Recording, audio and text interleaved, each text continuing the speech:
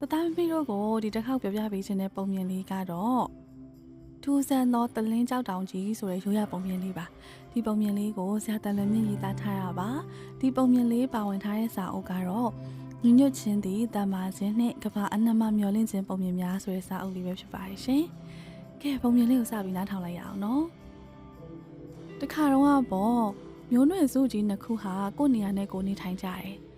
ခေါင်းဆောင်ကြီးမန်ကိုကစိုက်ပျိုးရေးသမားတွေနဲ့ငါးဖမ်းသမားတွေကိုဦးဆောင်တယ်။သူတို့ကအေးစိတ်နေတဲ့တောအုပ်ကြီးထဲမှာရွာတွေအများကြီးတည်ထောင်ပြီးနေထိုင်ကြတယ်လေ။ခေါင်းဆောင်ကြီးမန်ကိုရဲ့မျိုးနွယ်စုတွေဟာတောင်ပေါ်မှာနေတဲ့မုတ်ဆိုးမျိုးနွယ်စုတွေနဲ့မရောရှက်ပဲတီးတန့်နေထိုင်ကြတယ်တဲ့။စိမ်းရောင်မိုင်းနေတဲ့တောင်ကြီးတွေပေါ်မှာတော့ခေါင်းဆောင်ကြီးတောင်တော်သခင်မတာရီရဲ့မုတ်ဆိုးမျိုးနွယ်စုတွေနေထိုင်ကြတယ်။သူတို့ကတောင်ပေါ်မှာပဲနေတယ်။တောင်တန်းမှန်သမျှဟာသူတို့ရဲ့နေမီပေါ့နော်။အမဲလိုက်တဲ့တိုးတွေစိတ်တွေနွနောက်တွေမွေးမြူကြတယ်။မြေပြိုရောက်တဲ့အချိန်ကျမှသူတို့ကငါးတွေဂျုံတွေကိုစိုက်ပျိုးရေးသမားတွေတငါတွေစီရရကြတယ်။သူတို့ရဲ့အသားတွေတောင်ပေါ်အသိဉာဏ်တွေတော့ပြန်ပေးရတာပေါ့နော်။ဒီလိုနဲ့အေယာမမျိုးနွယ်စုကြီးနှစ်ခုဟာ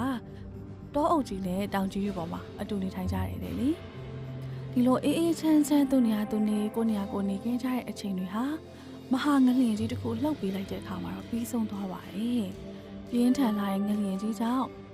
်တောင်ပေါ်ရောတောအုပ်ထဲမှာပါပျက်စီးမှုတွေဖြစ်သွားခဲ့ပြီးအားလုံးနာကျင်ထိခိုက်ခဲ့ကြတယ်။ဒါပေမဲ့ငလျင်လှုပ်ပြီးတဲ့အခါမှာတောအုပ်ကြီးရဲ့မှာအေးယာမတလင်းကြောက်တောင်ကြီးမြေကြီးကနေထိုးထွက်လာခဲ့တယ်။ဝင်းလက်တောက်ပနေပြီးတော့ပန်းရောင်တန်းပြီးကြည်လင်မှာကြောတဲ့တလင်းကြောက်ကိုမမြင်ဘူးတဲ့ပြည်သူတွေနဲ့ခေါင်းဆောင်ကြီးနှစ်ယောက်ကအလွန်လိုချင်ကြတာပေါ့။ကဘာဝတရားကပေးရလက်ဆောင်ပါလားဆိုပြီးအားတဲ့ဝမ်းသာရာကနေလောဘတကြီးလိုချင်သွားကြတာပေါ့ကွယ်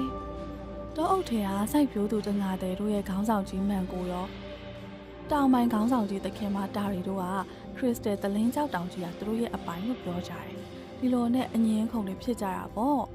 ့မှန်ကိုကပြန်ပြောတယ်မြင့်မြတ်တဲ့ပန်းစီရောင်ရတနာကြောက်ဆောင်ကြီးဟာငါးနယ်မြေထဲမှာပေါ်လာတာမို့ငါတို့မျိုးနွယ်စုအပိုင်ပဲတဲ့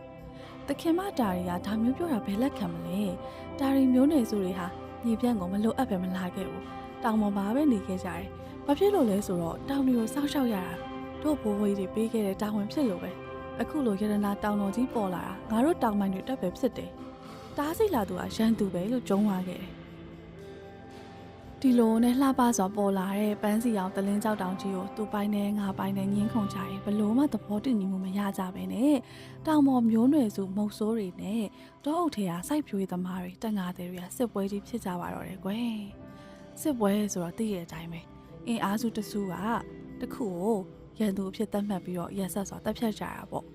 စစ်ပွဲကကြာမြင့်လေးလေးရက်ဆက်မှုတွေကပိုများလာလေးလေးဖြစ်ပြီးဘလို့မှနောက်ဆုတ်လို့မရအောင်တိုက်ပွဲတွေကပိုပြီးပြင်းထန်လာတော့တာပဲတရက်မှာတော့ခေါင်းဆောင်မန်ကိုဟာစစ်ပွဲအောင်နိုင်စေကြောင်းသူတို့မျိုးနွယ်စုကကိုးဝယ်တဲ့မိချောင်းနှစ်ဖျားကိုပူဇော်တိုက်တယ်။ရွှွညိုအိုင်များကိုအပိုင်စားတဲ့မြင့်မြတ်ခမ်းနားသောမိချောင်းနှစ်ဖျားကြီးခမညာတောင်ပေါ်ကနေဆင်းလာတတ်သောရန်သူတော်မုတ်ဆိုးများကိုအနိုင်ရခွင့်ပေးသနာတော်မူပါမိမိတို့ရဲ့ရပိုင်ခွင့်ဖြစ်တဲ့တလင်းကြောက်တောင်ပေါ်မှာအောင်းလန်တော်ကိုစိုက်ထူခွင့်ရပါရစေ။ခေါင်းဆောင်ကြီးမန်ကိုကအခုလိုမျိုးတိုင်တယ်လိုက်တဲ့အခါရေစစ်တီတော်တွေဟာမင်္ဂလာစစ်ထွက်ခ ्यू တင်ခုံကိုတပြိုင်နက်မှုတ်လိုက်ကြပြီတဲ့အဲ့ဒီချိန်မှာပဲတောင်ပေါ်နေမုတ်ဆိုးမျိုးနွယ်စုရဲ့တခင်မတာရီကလည်းသူတို့ကိုးခွေတဲ့သိန်းငယ်နှစ်ဖျားကြီးကိုပူဇော်ပတ်တာပြီးတိုင်တယ်ပြန်တယ်တောင်ပေါ်သားတွေရဲ့အဖို့ထိုက်ရတနာပန်းစီအောင်တလင်းကြောက်တောင်ကိုလက်ဝဲပိုင်ပိုင်ရရှိဖို့တရားသောစစ်ပွဲကိုကိုညီပေးပါရန်သူများကိုသိန်းငယ်တောင်ပန်နဲ့ရိုက်ထုတ်ပေးပါသိန်းငယ်နှုတ်သိန်းနဲ့ထိုးတုပ်ပေးပါသိန်းငယ်လက်သေးနဲ့ဆွဲကုပ်ပေးပါလို့ပြောလိုက်တယ်ဒီလိုတိုင်တယ်လိုက်တာကိုနတ်ဖျားကြားရထင်ပါရဲ့တောင်ပေါ်မုတ်ဆိုးတွေရဲ့စစ်စက်ခန်းရှိရာစီကိုသိန်းငန်းနတ်ဖျားကြီးရဲ့ကိုယ်စလဲလူပြန်တူကကောင်းကင်ကနေဆင်းချလာတယ်သိန်းငန်းနတ်ဖျားရဲ့ကိုယ်စလဲမို့တောင်တော်သခင်မတာရီနဲ့မုတ်ဆိုးစစ်သည်တွေကဒိုးထောက်ပြီးကြိုးစိုးကြတယ်နတ်ဖျားရဲ့အမိန့်တော်ပါတယ်တောင်ပိုင်းသခင်မနားထောင်နေလျက်ပါတော့အုံမျိုးနွယ်စုနဲ့ဖြစ်တဲ့စစ်ပွဲကြောင့်တောင်ပေါ်သားတွေတေတာများလာပြီဘယ်အရာကိုရလဲစစ်ပွဲကိုရက်မလဲသခင်မကျမတို့ရဲ့ပိုင်ဆိုင်ဝင်ဖြစ်တဲ့ဗန်းစီရောင်တလင်းကြောင်များကိုရပြီဆိုရင်စစ်တိုက်တာကိုရက်ပါမယ်သခင်မတာရီကဂတိပေးလိုက်တယ်စစ်စီရမယ်မကြခင်စစ်ပွဲကိုရက်နာဖို့ပြင်ပါလို့နတ်ဖျားရဲ့ကိုယ်စလဲလူပြန်ကပြောပြီးကောင်းကင်ဘုံပြန်တက်သွားခဲ့တယ် ဒီလိုပဲတောအုပ်ခေါင်းဆောင်ကြီးမန်ကိုစီကိုလည်းသူတို့ရဲ့မိကြောင်နှစ်ဖျားဆေးလွတ်လိုက်တဲ့ကိုယ်စလက်တူရောက်လာတယ်လူတစ်ပိုင်းငါးတစ်ပိုင်းရှိသူဟာမန်ကိုရဲ့စစ်ရည်ရင်ရှေ့ရရေပြင်မှာပေါ်လာတယ်တဲ့မန်ကိုဟာမိကြောင်နှစ်ဖျားထံကနေကိုယ်စလက်မန်းသိတာမို့ဒူးထောက်ပြီးအယိုသေးပြုတ်လိုက်တယ်မြေကြောင်ကိုပိုင်ဆိုးတဲ့ငါးဘလူးစစ်တီတော်ကြီးမန်ကိုဟာဘာဖြစ်လို့တောင်ပေါ်မိုးဆိုးတွေနဲ့တိုက်ခိုက်နေရတယ်လဲမိချောင်းနဲ့ဖျားကြီးရဲ့ကိုယ်စလဲခမညာ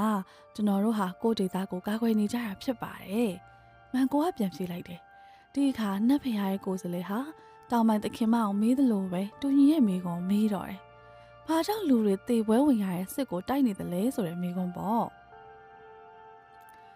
မန်ကိုကပြန်ပြေးတယ်။ကိုနယ်မီတဲကရတနာတွေကိုကိုပိုင်ဆိုင်ခွင့်ရဖို့အသက်ကိုရှင်ပြီးတိုက်နေတာလို့ပြန်ပြေးတယ်။တလင်းကြောက်တွေရပြီဆိုရင်ရက်မလားလို့နတ်ဖျားကိုယ်စလဲကမေးတော့မန်ကိုကရက်ပါမယ်လို့ကတိပေးလိုက်တယ်။ကတိကဝတ်ကိုရပြီးတဲ့အခါလူတစ်ပိုင်းငါးတစ်ပိုင်းရေသူကပြန်လဲငုတ်ရှူပြောက်ကွယ်သွားခဲ့တယ်။ဒီလိုနဲ့မန်ကိုစစ်တပ်ကြီးနဲ့တာရီရဲ့တောင်ပေါ်မုတ်ဆိုးတွေတိုက်ခိုက်เสียမလို့တော့တဲ့နေ့ကိုမှန်တကယ်ရောက်ရှိသွားပါတယ်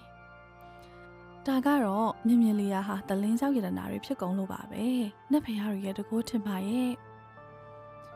တွင်စီးနေတဲ့စမ်းချောင်းထဲမှာရေတွေမရှိတော့ဘူး။တလင်းကြောက်ပင်ကြီးဖြစ်သွားတယ်။တောင်ပေါ်ကချယ်ရီပင်တွေကလည်းပန်းစီရောင်တလင်းကြောက်သားအပင်တွေဖြစ်သွားတယ်။မြင်အောင်ကြည့်ပါဦးဟိုဘယ်လောက်တောင်လှလိုက်မလဲ။နင်းရှောင်းနေကြမြေသားတွေကလည်းတလင်းကြောက်ပင်ကြီးဖြစ်သွားတယ်။စိုက်ခင်းတွေကလည်းတလင်းကြောက်ပင်ကြီးပဲ။မြေကြီးတွေကပေါ်လာတဲ့တလင်းကြောက်တောင်ကြီးအောင်အလွန်လှရဲဆိုရင်တိုးတွေစိတ်တွေနှနောက်တွေတလင်းကြောက်ဖြစ်သွားတဲ့အခါဘယ်လောက်တောင်အမြင်စားလိုက်မလဲ။အခုဆိုရင်တလင်းကြောက်တောင်ကြီးကိုလူဖို့စစ်ပစ်စရာတော့မလိုတော့ဘူးမန်ကိုနဲ့တာရီတို့ကနတ်ဖျားတွေကိုပေးထားတဲ့ကတိအတိုင်းစစ်ပွဲကိုရက်လိုက်ကြတယ်သူတို့ကတလင်းကြောက်တွေကြားမှာနေထိုင်နေရပြီလေမြင်းလေးရရဟာတလင်းကြောက်ရတနာတွေကြောင့်လှပတာပေါ့ဒါပေမဲ့စားစရာလည်းမရှိတော့ဘူးတောက်စရာကြီးလည်းမရှိတော့အပင်တွေလည်းမရှိတော့ကျင်းငါတရိတ်ဆန်တွေလည်းမရှိတော့ဒီတော့ဘာဆက်ဖြစ်လဲဆိုရင်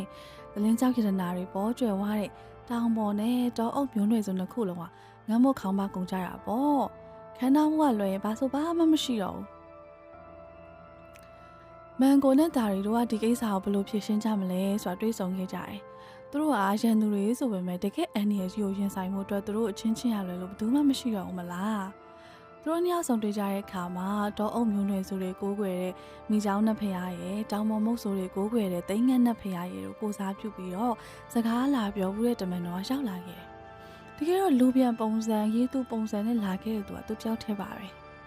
ခေါင်းဆောင်တို့မင်းတို့ကငါ့ကိုအမိမျိုးမျိုးနဲ့ပူဇော်ခဲ့ကြတယ်တောအုပ်ထဲကတငါသည်တွေကမိချောင်းနတ်ဖျားလို့ခေါ်တယ်တောင်ပေါ်ကမုတ်ဆိုတွေကသိန်းငန်းနတ်ဖျားလို့ခေါ်တယ်တကယ်တော့မင်းတို့ကငါတယောက်တည်းကိုပူဇော်နေခဲ့ကြတာပဲနတ်ဖျားတွေရဲ့ကိုယ်စလဲဆိုပြီးသူတို့စီရောက်လာတဲ့လူတွေဟာတကယ်တော့နတ်ဖျားကိုယ်တိုင်ဖြစ်နေပါပေါ့လားနတ်ဖျားဆက်ပြောတယ်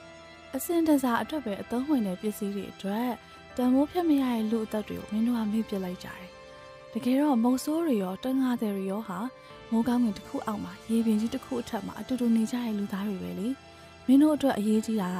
အစားအစာတွေမြေစီတွေတစ်ပင်တွေငါးတွေတတဝါတွေပဲလေ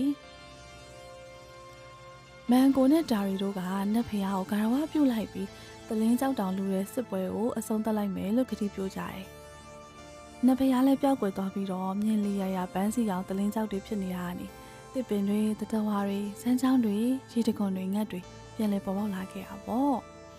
ဘယ်အရာကတမိုးကြီးသလဲဆိုတာခေါင်းဆောင်နှစ်ယောက်လုံးကကိုရီးမို့လို့သိရှိသွားခဲ့ကြပြီလောဘကိုဖယ်ရှားပြီးတော့ချစ်ခင်တင်းမြတ်စွာအတူနေထိုင်ကြဖို့သူတို့တွေသဘောတူညီခဲ့ကြတယ်ငလျင်လောက်တုန်းကပေါ်လာတဲ့ပန်းရောင်တလင်းကြောက်တောင်ကြီးကတော့စစ်ပွဲမှာတိတ်ဆုံးသွားခဲ့ရသူတွေအတွက်တည်ရလွမ်းဆွဖွယ်နေရာဖြစ်ခဲ့ပြီးတော့ငင်းချင်းကြီးအတွက်တောင်းစုချွေရာဝတ်ကြောင်းတော်အဖြစ်မျိုးနွယ်ရဲ့နှစ်ခုလုံးကသတ်မှတ်လိုက်ကြတယ်တဲ့ဒီနေရာကသူတို့တန်မိုးကြီးရဲ့သင်ခန်းစာတွေပေးထားတယ်လေကဲတသားမီတို့ရေအခုနားထောင်ကြရတဲ့ပုံမြင်လေးရနေပြီးတော့မှတန်မိုးကြီးရဲ့ယရနာတွေထက်လူအသက်ကသာတန်မိုးအရှိဆုံးဆိုတာကိုနားလည်သဘောပေါက်လိမ့်မယ်လို့ထင်ပါတယ်ဒီတော့ထူးဆန်းတဲ့တလင်းကြောက်တောင်ကြီးဆိုတဲ့ပုံမြင်လေးရနေပြီးတော့တသားမီတို့နားထောင်ကြရတဲ့အကြောင်းလေးတွေကိုစိတ်ဝင်စားရှိမယ်ဆိုရင် comment လေးပေးခဲ့ပါအောင်နော်နားထောင်ကြတဲ့